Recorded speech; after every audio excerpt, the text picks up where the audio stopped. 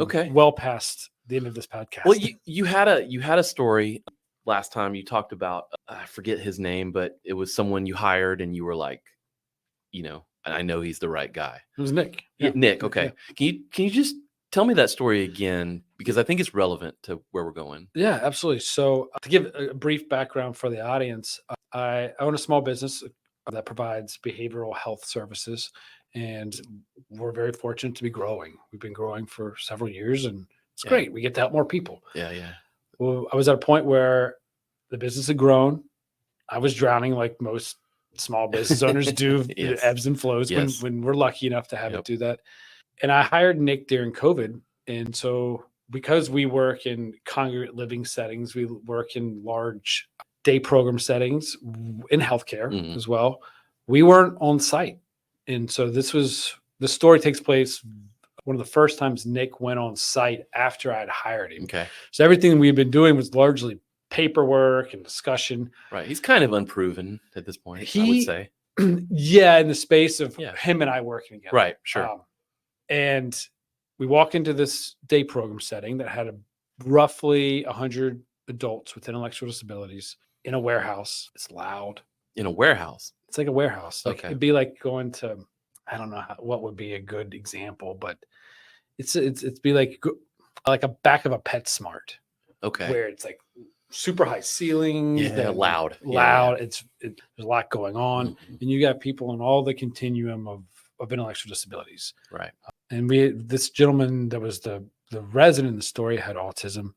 So sensory issues were a major issue. Loud, overstimulation. So we're sitting there and this guy had just been admitted that day. It was his first day attending the day program from home. So he lived with his family, came there during the day, and was not going well. I was talking to the day program director, and Nick's standing beside me for a few minutes and talking to her, and I turn around and Nick is gone. I just don't know where he's at. And that would have been was a big problem immediately because like, where did he go? Like this was going great. Just got him here. It was not great feeling turning around and he was gone. Right.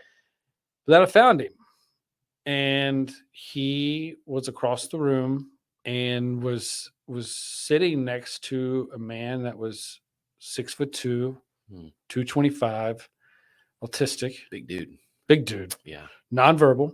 Cannot tell anybody what's wrong. And he is sitting Indian style against a cinder block wall and is rocking feverishly against it. To the point that I legitimately thought that if he hit his head against that wall, it was going to split open like a cantaloupe. Right. So I see this, and I'm looking for medical assistance. I'm looking for a nurse. Yeah. Let's call 911. Like, this is going to be a problem sooner than later. Let's get ahead of this. Exactly. And when I turn around, Nick is over there with this man. He hadn't left. He'd gone over to him and put his arm around him and was helping him. And by the time I got over there, Nick had him standing up and was walking out of the main area of this warehouse. But Nick knew what was wrong. All of the previous work experience, for us working on paperwork, he knew that the problem with this man was that he was overstimulated. It was this man's reaction to his environment was negative, and what was going to help him was getting out of that. And Nick went over and comforted him, got him up, got him out, and the guy pretty quickly calmed down. But to our earlier point what was so poignant about that was that Nick was able to observe what was going on, assess and evaluate and analyze what he believed was the problem, and then provided an intervention to it that in some settings could have easily led to that man being physically restrained. Yeah. Unfortunately, in any situation when restraining people, there's an inherent danger. You can look at the news 100%. in regards to what happens when people get put in prone positions. That happens in healthcare sometimes with behavioral issues. That could have led to that. It could have led to this man being taken to the hospital and injected with medicines to calm him down, which are interventions that are sometimes necessary. But They weren't in this case. Nick was able to kind of, as our informal model that we've kind of created just by talking, he observed, he evaluated, and then he intervened, and he did all of it with just putting his arm around him. Hmm.